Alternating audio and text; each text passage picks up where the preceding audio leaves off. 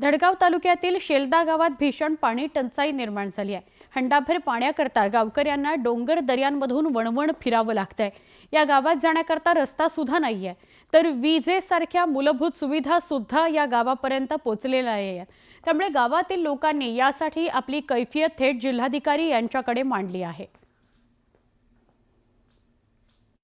आम्हाला वनपट्ट्याची खूप गरज आहे। वनपट्टे झाल्यानंतरच आम्हाला पाण्यात इतकं बाई माणसं सगळे तडपतात पाण्यासाठी आणि गाई गुरांना एकदम खोल दरीमध्ये घेऊन जाऊन जेमतेम पिऊन परत संध्याकाळी रिटर्न घरी आणतात आणि पूर्ण दिवस पाण्यामध्येच घालतात आम्ही। अशी कंडिशन आहे। म्हणून आम्ही आज कलेक्टर मॅडमांच्या ऑफिसात आलो होतो। निवेदन मॅडमांना दिलेलं आहे। तालुक्यातील ग्रामीण भागात उन्हाळा सुरू होताच गावकऱ्यांची हंडाभर पाण्याकरता वणवण सुरू होते। विशेषतः महिला वर्ग पाण्याच्या शोधात दिवसभर पायपीट करत राहतो। तालुक्यातील जांभिळघर या गावात मोठी पाणी टंचाई आहे। इथं बोरवेलचं पाणी आटल्यानं पाण्याकरता मोठे कष्ट गावकऱ्यांना घ्यावे लागतात। गावातील शाळा कॉलेजात जाणाऱ्या मुलींना देखील आपल्या डोक्यावर हंडे घेऊन पाणी भरून आणावं लागतंय। गावात ग्रामपंचायतीनं पाणीपुरवठा योजना आणली आहे, पण तरी देखील गावात पाणीच येत नाही। फेब्रुवारीनंतर दरवर्षी गावकऱ्यांचे पाण्याकरता प्रचंड हाल होतात। महिला वर्ग मोठ्या संख्येने सामूहिकरित्या एकत्र गावाबाहेर पडतो आणि कुणाच्या तरी फार्म हाऊस तर कधी आश्रमामधील लोकांना विनंती करून तिथून पाणी भरून आणलं जातं। ग्रामपंचायतीने गावाच्या बाहेर एक टाकी बसवली आहे, पण ती अस्वच्छ असल्यानं आणि त्यात कधीतरी पाणी येत असल्याची तक्रार गावकऱ्यांनी केली आहे। प्रशासनाने लवकरात लवकर पाणी समस्या सोडवावी अशी विनंती गावकऱ्यांनी केली आहे। मला पाण्याच्यामुळे माझी लेक्चर स्किप करून यावं पाणी भरावं लागतं का तर आमच्या गावात पाण्याची ही अशी तुटक व्यवस्था आहे म्हणून। आणि आमच्याकडे निवडणूक येते तेव्हा सगळे प्रतिनिधी येतात, त्यांचं प्रतिनिधित्व मांडवायला आम्ही तुम्हाला हे करू ते करू, वोटिंग घेऊन जातात, फक्त वोटसाठी येतात। विकासाचं काम काहीच नाही, विकास शून्य। पिंपरी चिंचवड शहरातला महत्त्वाचा पूल वाहतुकीकरता बंद करण्यात आलाय। शहरातील महावीर चौकाकडे जाणारा चिंचवड पूल रहदारीकरता बंद करण्यात आलाय। पूल ढासळत असल्याचं निदर्शनास आल्यानंतर खबरदारीचा उपाय म्हणून प्रशासनानं या पुलावरची वाहतूक बंद केली आहे। पुलाखालून रेल्वे वाहतूक देखील होत असल्यानं यावर काय निर्णय घेतला जातोय हे बघणं महत्त्वाचं ठरणार आहे।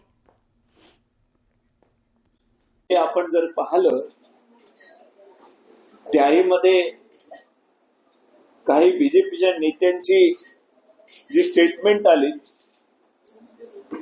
त्या सगळ्या याच्यावरून असं वाटतं की सरकारमध्ये असलेला पक्ष ज्यांची जबाबदारी संपूर्ण राज्यामध्ये शासनामध्ये जनतेमध्ये समानता ठेवून न्याय देण्याची आहे, शांत कायदा सुव्यवस्था राखण्याची आहे, त्यांनीच कायदा सुव्यवस्था उद्ध्वस्त करण्याचं काम हाती घेतलं की काय, अशा प्रकारची शंका यावी, अशा प्रकारच्या प्रतिक्रिया आणि अशा प्रकारच्या कृती हे महाराष्ट्रामध्ये घडून येत असल्याचं चित्र आपण सर्वजण पाहतो आहोत। नागपूरमध्ये औरंगजेबाच्या कब्र त्या ठिकाणी ती खोदून टाकावी, काढून टाकावी, औरंगजेबाच्या संदर्भामध्ये निदर्शनं केली। मला वाटत नाही की कुठेही त्या संदर्भामध्ये कुठल्याही धर्मातील समाज रिॲक्ट झाला असेल, परंतु इथे झालेली घटना ही आपण बारकाईने नजरेमध्ये घेतली तर एक प्रश्न निर्माण होतो की अशा प्रकारचे मोर्चा काढण्याची परवानगी पोलीस स्टेशननी पोलिसांनी का दिली, आणि अशी परवानगी दिली असेल मग त्यामध्ये होणाऱ्या ज्या कृती आहेत, पुतळा दहनाचा विषय असेल किंवा कुठेही कोणाचा भावना दुखावल्या जात असेल, अशा प्रकारचा कुठला प्रसंग असेल तर तो पोलीस त्याच ठिकाणी हाणून पाडण्याचा प्रयत्न करतात, हे आपल्या सर्वांना याची जाणीव आहे। परंतु प्रत्यक्षपणे बजरंग दलाच्या आणि विश्व हिंदू परिषदेच्या या मोर्चामध्ये औरंगजेबाचा पुतळा जाळण्याचा हा एक प्रकार असेल त्याबद्दल कोणी मला वाटत नाही की फार गांभीर्याने घेतलं असेल. परंतु कुठल्याही धर्माच्या संदर्भामध्ये कोणीही त्या ठिकाणी वेगळ्या प्रकारे उद्गार काढले किंवा त्या धर्मातील ज्यांना जीवापेक्षाही प्रेम आपण करतो त्या आस्थेला जर कोण ठेस पोहोचण्याचा प्रयत्न करू नये आणि करत असेल तर ते हाणून पाडण्याचा प्रयत्न पोलिसांनी करायला पाहिजे. परंतु मीही सोशल मीडियावर व्हायरल झालेले मला सर्वांनी दाखवलं की जे हिरवी चादर म्हणून आपण चढवतो आणि त्या चादरीवर जे आयात त्यांच्या कुराणामधल्या आयातावर जे लिहिलेले चित्र स्पष्ट दिसत आहेत ते जर जाळण्याचा कोणी प्रयत्न करत असेल तर जेवढा करावा तेवढा निषेधार्ह आहे.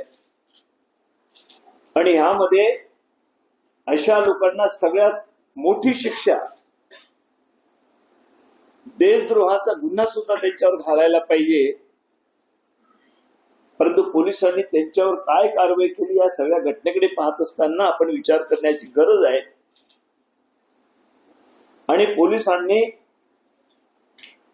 त्या ठिकाणी गुन्हे काही लोकांवर 8 लोकांवर दाखल केले, तेही सुमोटो स्वतः ते येऊन पोलीस स्टेशनला हजर झाले आणि सांगितलं गेलं की आम्ही गुन्हा आमच्या त्या ठिकाणी लावायला हरकत नाही. म्हणजे जसं प्रेमाने सगळं त्यांचं नातं पोलिसचं आणि त्या लोकांचं होते की काय, आणि पोलिसांनी त्यांना काहीतरी सूट दिल्याचं चित्र या सगळ्या प्रकरणामध्ये सुद्धा पहिले दिसून येत. त्यानंतर सुद्धा घटना घडली, दुर्दैव आहे, त्यांचाही निषेध करावा तेवढं कमी आहे. ज्या लोकांनी कुठलंही त्याला कारण असेल परंतु सामान्य माणसाचं ज्यांचा काही संबंध नाही त्या विषयाशी त्यांचं नुकसान प्रचंड प्रमाणामध्ये जे केलं हे सुद्धा दुर्दैव आहे. कारण संयम पाळणं हे काळाची गरज आहे. चिथावणीखोर तर रोज तो कार्यक्रमच हातामध्ये घेतला की काय बीजेपीने आणि त्यांच्या पुरस्कृत अशा प्रकारच्या विश्व हिंदू परिषद असेल, बजरंग दल असेल, यांनी देशामध्ये जरी आपण पाहिलं आणि आज राज्यामध्ये सर्वत्र आपण यांच्या जे नेतृत्व म्हणून म्हटलं जातं त्यांच्या तोंडामधून जे काही शब्द निघतात ते काय पूर्ण महाराष्ट्रातील जनतेला जोडण्याचे शब्द आहेत की तोडण्याचे शब्द आहेत. आणि यामध्ये मग शासनकर्त्यांनी जबाबदार शासन याच्यामध्ये आहे. तर कायदा सुव्यवस्था राखण्याची जबाबदारी शासन आहे आणि शासनातील नेतेच याच्यामध्ये जर अशा प्रकारची शांतता बिघडवण्याचं काम करत असेल तर महाराष्ट्राला कोण वाचतं. आणि हे काम सातत्याने सुरू आहे.